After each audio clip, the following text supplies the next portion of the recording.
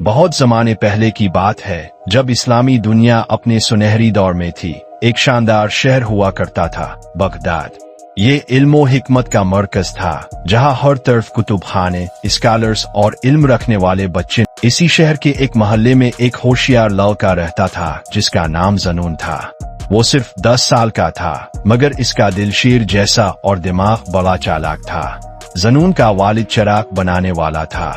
ہر شام وہ اپنے والد کے ساتھ شہر بھر میں چراغ روشن کرنے جاتا۔ ایک رات جب وہ عظیم کتب خانے کے قریب چراغ رکھ رہا تھا، اس نے 2 عالموں کی باتیں سنے۔ منگول قریب پہنچ چکے ہیں، ایک نے کہا، وہ شاید بغداد پر حملہ کر دیں۔ ذنون کی آنکھیں خوف سے پھیل گئیں۔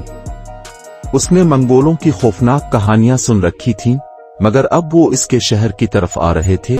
وہ دوڑتا ہوا گھر آیا اور اپنے والد کو سب بتایا۔ والد نے افسوس سے سر ہلایا۔ بیٹا، گھبرانے کا وقت نہیں، ہمیں ہوشیاری سے کام لینا